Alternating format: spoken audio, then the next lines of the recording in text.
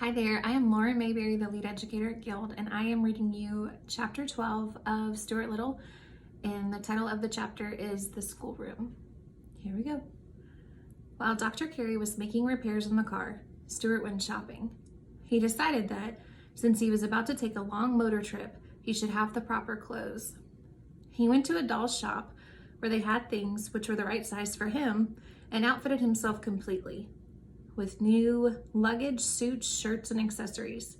He charged everything and was well pleased with his purchases. That night he slept at the doctor's apartment. The next morning, Stuart started early to avoid traffic. He thought it would be a good idea to get out on the road before there were too many cars and trucks. He drove through Central Park to 110th Street, then over to the West Side Highway, then north to Sawmill River Parkway. The car ran beautifully, and although people were inclined to stare at him, Stuart didn't mind. He was very careful not to press the button which has caused so much trouble the day before. He made up his mind that he would just never use that button again. Just as the sun was coming up, Stuart saw a man seated and thought by the side of the road. Stuart steered his car alongside, stopped, and put his head out. "You're worried about something, aren't you?" asked Stuart. "Yes, I am," said the man, who was tall and mild. "Can I help you in any way?" asked Stuart in a friendly voice. The man shook his head. "It's an impossible situation, I guess," he replied. "You see, I'm the superintendent of schools in this town." "That's not an impossible situation," said Stuart.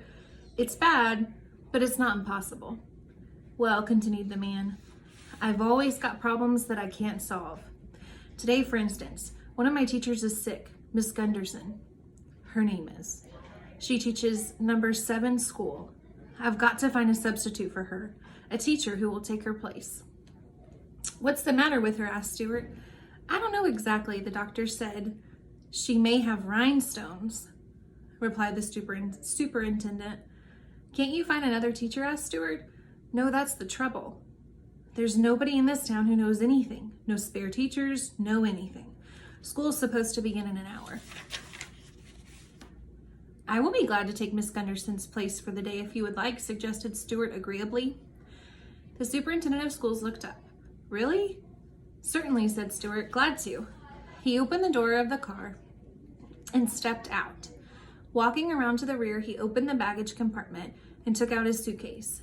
"If I'm to conduct a class in a schoolroom, I'd better take off these motorings, togs, and get into something more suitable," he said. Stuart climbed the bank, went into the bushes, and was back within a few minutes wearing a pepper and salt jacket, old striped trousers, and a Windsor tie, and spectacles.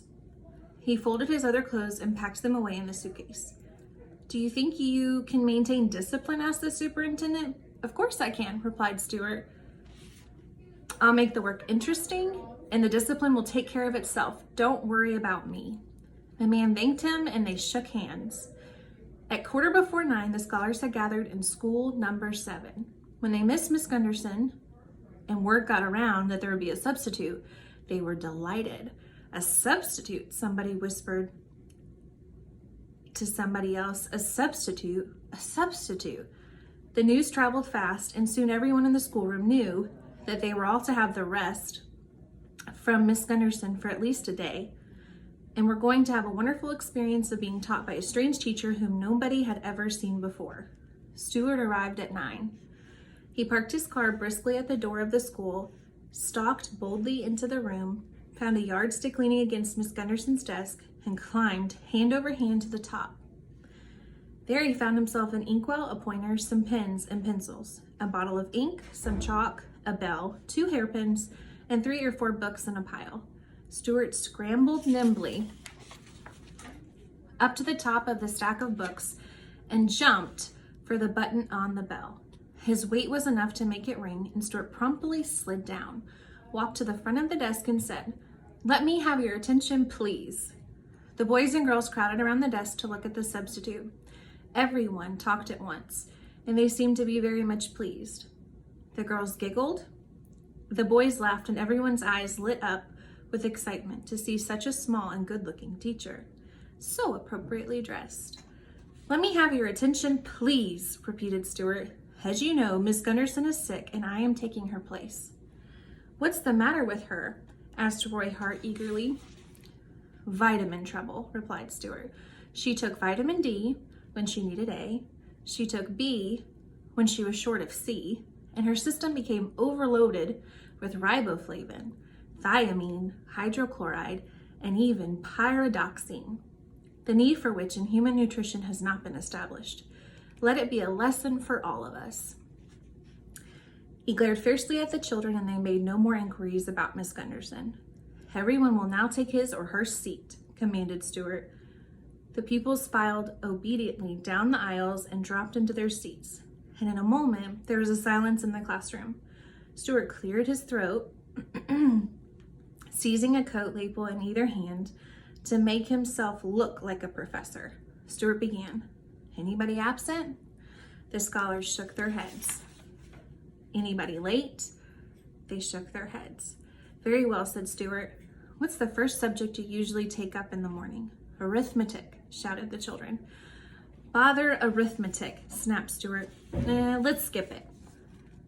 There were wild shouts of enthusiasm at this suggestion. Everyone in the class seemed perfectly willing to skip arithmetic for one morning. What next do you study? Asked Stuart. Spelling, cried the children. Well, said Stuart, a misspelled word is an abomination in the sight of everyone. I consider it a very fine thing to spell words correctly, and I strongly urge every one of you to buy a Webster's Collegiate Dictionary and consult it whenever you are in the slightest doubt. So much for spelling. What's next? The scholars were just as pleased to be let out of spelling as they were about arithmetic, and they shouted for joy, and everybody looked at everybody else and laughed and waved handkerchiefs and rulers, and some of the boys threw spitballs at some of the girls. Stuart had to climb onto the pile of books again and dive for the bell to restore order. What's next? He repeated. Writing, cried the scholars. Goodness, said Stuart in disgust. Don't you children know how to write yet? Certainly we do, yelled one and all. So much for that then, said Stuart. Social studies comes next, cried Elizabeth Gardner eagerly. Social studies? Never heard of them, said Stuart. Instead of taking up any special subject this morning, why wouldn't it be a good idea if we all just talked about something? The scholars glanced around at each other in expectancy. Could we talk about the way it feels to hold a snake in your hand and then it winds itself around your wrist? Asked Arthur Greenlaw.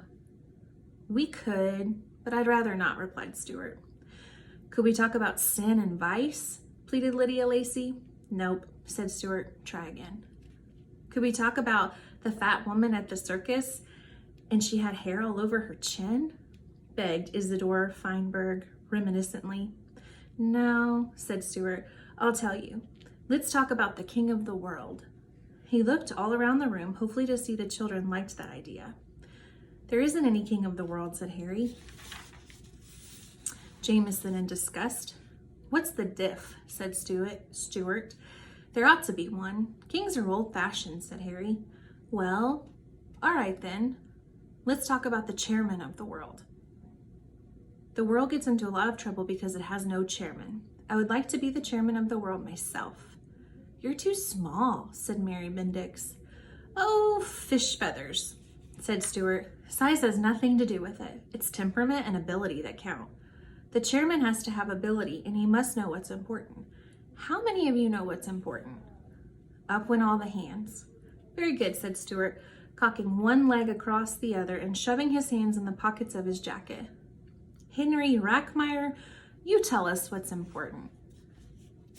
A shaft of sunlight at the end of a dark afternoon, a note of music, and the way the back of a baby's neck smells if its mother keeps it tidy, answered Henry. Correct, said Stuart.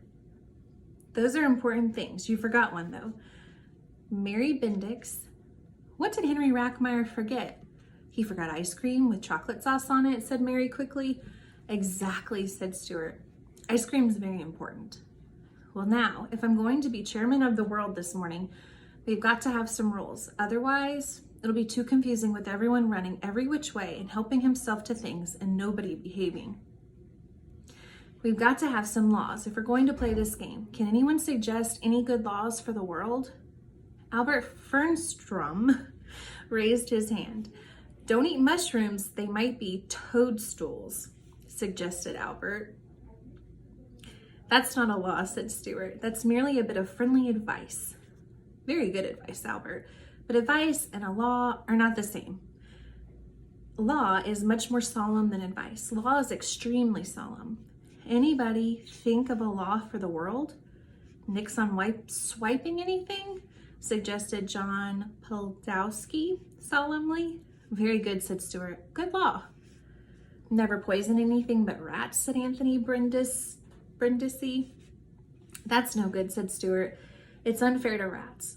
A law has to be fair to everybody. Anthony looked sulky. Rats are unfair to us, he said. Rats are objectionable. I know they are, said Stuart, but from a rat's point of view, poison is objectionable. A chairman has to see all sides to a problem. Have you ever got a rat's point of view? Asked Anthony. You look like a rat. No, replied Stuart. I have more the point of view of a mouse, which is very different. I see things whole. It's obvious to me that rats are underprivileged. They've never been able to get out in the open. Rats don't like the open, said Agnes Beretska. That's because whenever they come out, somebody socks them.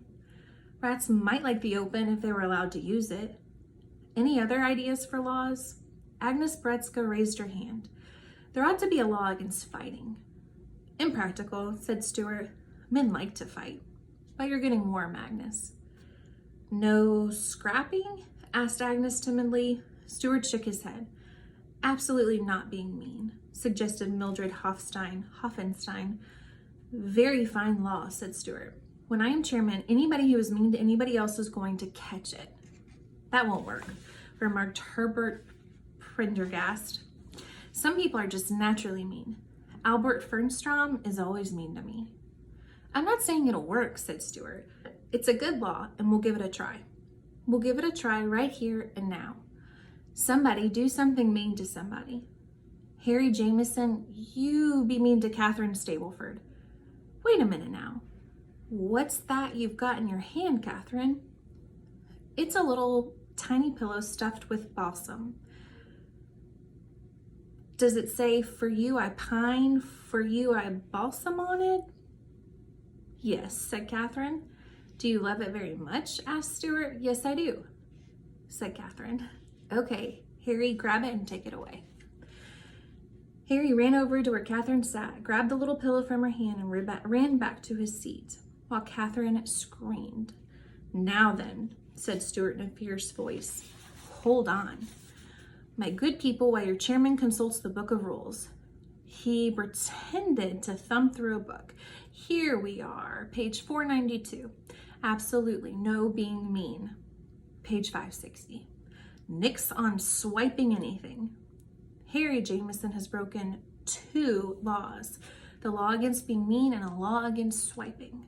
Let's get Harry and set him back before he becomes so mean and people will hardly recognize him anymore. Come on. Stuart ran for the yardstick and slid down, like a fireman coming down a pole in a firehouse. He ran toward Henry, and the other children jumped up from their seats and raced up and down the aisles and crowded around Harry while Stuart demanded that he give up the little pillow.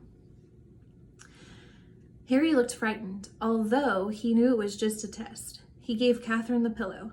There, it worked pretty well, said Stuart. No being mean is a perfectly good law. He wiped his face with the handkerchief, for he was quite warm from the exertion of being the chairman of the world. It had taken more running and leaping and sliding than he had imagined. Catherine was very much pleased to have her pillow back. Let's see that little pillow a minute, said Stuart, whose curiosity was beginning to get the better of him. Catherine showed it to him. It was about as long as Stuart was high. And Stuart suddenly thought, what a fine, sweet-smelling bed it would make for him. He began to want the pillow for himself. That's a very pretty thing, said Stuart, trying to hide his eagerness. You don't want to sell it, do you? Oh no, replied Catherine. It was a present to me. I suppose it was given to you by a boy you met at Lake Hopatcong last summer, and it reminds you of him, murmured Stuart dreamily. Yes, it was, said Catherine, blushing. Ah, said Stuart. Summers are wonderful, aren't they, Catherine? Yes, and last summer was the most wonderful summer I have ever had in all my life. I can imagine, replied Stuart. You are sure you wouldn't want to sell that little pillow? Catherine shook her head. Don't know as I blame you, replied Stuart quietly. Summertime is important. It's like a shaft of sunlight. Or a note in music, said Elizabeth Atchison. Or the way back of a baby's neck smells if its mother keeps it tidy, said Marilyn Roberts. Stuart sighed. Never forget your summer times, my dears, he said. Well, I've got to be getting along. It's been a pleasure to know you all. Class is dismissed. Stuart strode rapidly to the door, climbed into the car, and with a final wave of the hand drove off into the northerly direction, while his children raced alongside and screamed, Goodbye, goodbye, goodbye. They all wished they could have a substitute every day instead of Miss Gunderson. That is the end of chapter 12. Happy reading, Guild Gators.